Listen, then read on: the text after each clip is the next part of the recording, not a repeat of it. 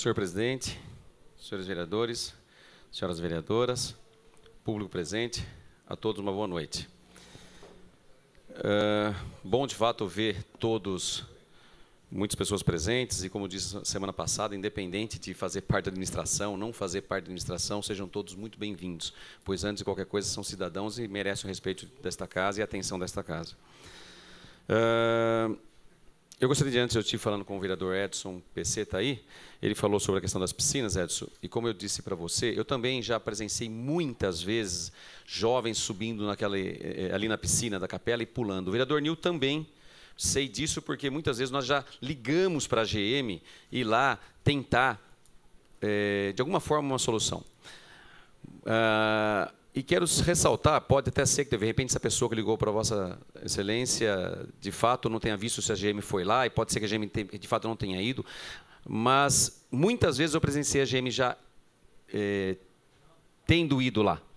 Muitas vezes. E muitas vezes, inclusive, eu vi até os garotos correndo, porque é uma situação muito adversa. Então, deixar bem claro que a nossa GM, de fato, tem ido lá e está atento a isso constantemente. Permita a parte, senhor vereador?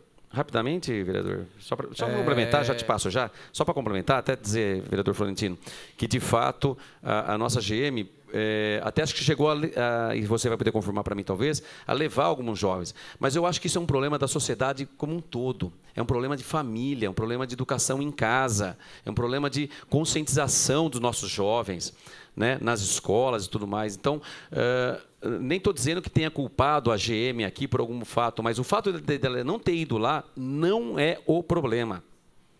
A nossa GM tem atendido as nossas ocorrências constantemente e eu até ressalto o quanto privilegiados nós somos por ter uma GM tão boa, tão atuante em nossa cidade.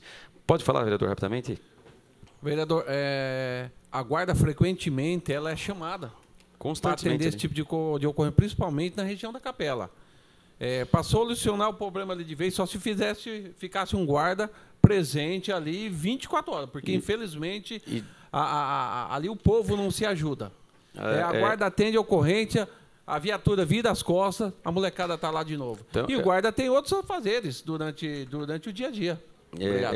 Temos que pautar esse tema assim, porque, como bem as fotos demonstraram, é uma questão de risco, né, para as pessoas, mas eu acho que falta conscientização, instrução. Então, até vou estar pautando novamente com o secretário da Educação esse assunto, para levar, de repente, até esse tema nas escolas, para mostrar o perigo que não é só ali não, são diversas situações, né? Temos jovens e crianças que eles pulam áreas fechadas, então, situações de risco, e às vezes é falta de instrução, e muitas vezes até da família, infelizmente. E não por maldade, não só por simples ignorância, não. É porque, de fato, são condições, às vezes, de cada um. Muitas vezes o pai tem que sair para trabalhar, correr, e às vezes não consegue vigiar a criança a contento, então, ou o jovem a contento. Então, infelizmente, só deixar isso bem claro que eu presenciei muitas vezes a PM, já estive junto lá, inclusive, em algumas ocasiões, e vi os jovens correndo quando da ocorrência. Então, de fato, mas é um tema que eu acho que todos nós vereadores temos que levantar, né, vereador Nil? Inclusive, Vossa Excelência já pautou, porque eu me lembro, já conversamos sobre esse assunto, e tentarmos aí, de alguma forma, conscientizar a nossa comunidade no sentido de orientação para os nossos jovens aí. Eu não ia falar muito, mas eu acho que diante dos problemas que a gente tem visto aí, e vocês percebem que acho que todos que me antecederam aqui nessa tribuna falaram sobre o que é a rede social, né? Os problemas que têm sofrido aí por conta de ataques, seja situação, seja oposição. Eu tenho pautado essa questão aqui também. Eu digo para todo mundo que se tem um instrumento que inventaram bom, é esse tal de Facebook, por exemplo, que é um dos instrumentos aí da rede social. Pena que, infelizmente, nem todos sabem usar. Usam para o mal, infelizmente. A gente vê, isso não estou generalizando não, infelizmente tem pessoas que sabem usar, ajudam muito, mas infelizmente tem pessoas que usam para o mal. E às vezes até para usar outras pessoas, infelizmente. De fato, a gente vê uma incitação ao ódio constante na internet, situações aí, uns querendo fazer o outro engolir. Você não acha que é isso? E assim por diante, né, vereadora? A vereadora Flávia falou aqui o quanto sofreu consequências no final de semana. Eu também sofro alguns ataques, não me incomodo, porque, de fato, acho que, trabalhando, minha mãe falava o seguinte: olhe para frente, filho, trabalhe, que a credibilidade se vem com o tempo. E, de fato, de qualquer forma, como eu disse, outros que antecederam reclamaram isso. E aí acho que temos que acender uma luzinha e conversar entre nós aqui. Porque, de fato, está feio. Está feio para a nossa comunidade. Está esquisito, sabe? Desagrega, cria um clima ruim na cidade. É fato que a cidade está passando por diversos problemas. No âmbito da economia, eu até estava conversando com alguns vereadores, Vinhedo tem problema, sim. O próprio prefeito tem vindo a público dizendo que está com um problema financeiro, e isso está indiscutivelmente falando. Todos os vereadores aqui já demonstraram que está com problemas financeiros, o caixa está vermelho. E podíamos falar, nossa, o Jaime é o único culpado. Mas aí eu olho para Campinas, fez com o Jonas Donizete, que é um grande prefeito com uma popularidade boa, está quebrado a Campinas, está até terceirizando. Por que eu estou citando isso? Eu vejo Itatiba com problemas lá, não está pagando nem a Santa Casa. E por que eu falo isso? Para a gente poder ter a visibilidade aí de que o problema é nacional, no Brasil inteiro.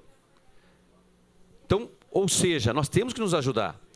Eu sou um cara que procuro, como também outros vereadores disseram aqui, me preocupo muito com a comunidade. E eu acho que uma comunidade forte é ter um governo forte.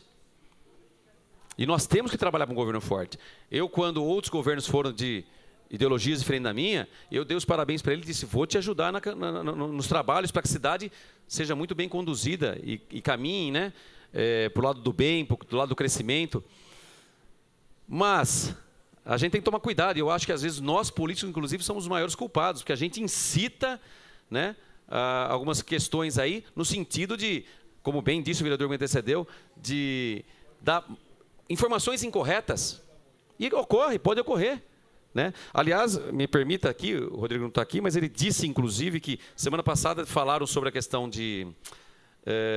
daquela votação da moção, que a Gessilever, moção de repúdio contra a Unilever, e eu fui um cara que subi aqui e disse sobre a questão de que a falta de conversação na cidade de Valinhos levou, inclusive, né, a empresa deixar a cidade, né, vereador Marcos? Eu disse isso, mas eu não disse, estou justificando aqui, não fui eu que disse que foi por causa de vereadores.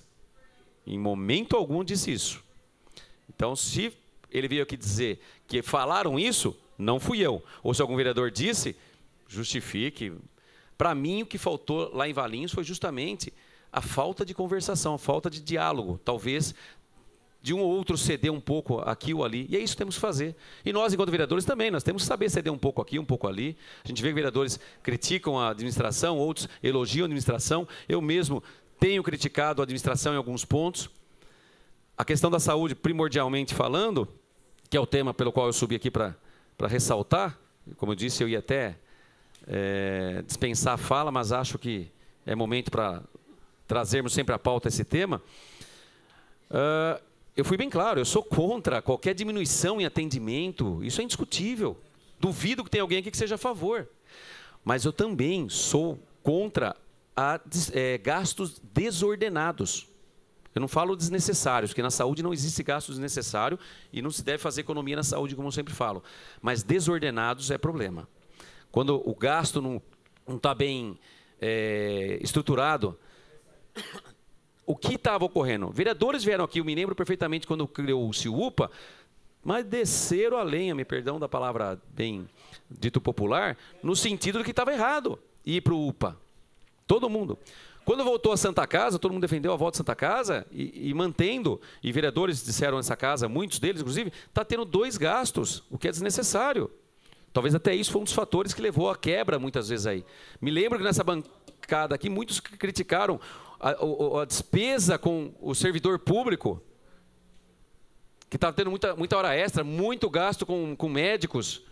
Foi criticado, e de fato, é fato, que estava altos os gastos com a folha de pagamento. Né? E por quê? Porque os funcionários estavam trabalhando que nem louco para deixar aquela situação quanto mais confortável possível.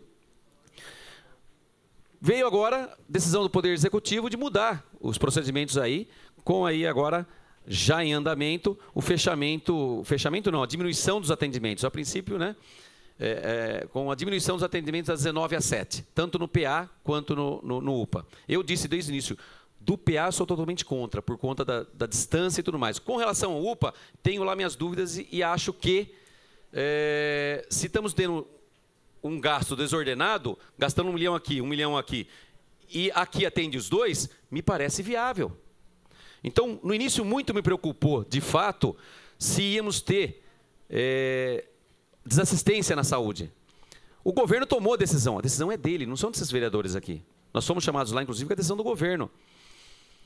A partir daí, eu como vereador tenho que, por obrigação, acompanhar os trabalhos e exigir que não haja desassistência. E foi assim que eu fiz. Junto com outros colegas, fomos diversas vezes lá cobrar o prefeito, no sentido que não haja desassistência. Quando fomos visitar, eu e alguns vereadores pedimos para irmos até a Santa Casa para ver o que estava sendo feito lá, para ver, né, embora não sejamos técnicos, mas pedimos esclarecimentos de técnicos para ver se não iria ter desassistência. Pois bem, passados uma semana daí, e ó, eu não critico aqueles que criticaram, né? Como eu disse, eu também fui contra. Quem criticou alertando que poderia ter desassistência, poderia ter problema, passou-se uma semana e eu pergunto, houve algum problema assim de ordem, né? No sentido de pioraram as coisas? Me parece que não. Por quê? Porque a Santa Casa, nós ficamos em cima dela e ela está atendendo, ela está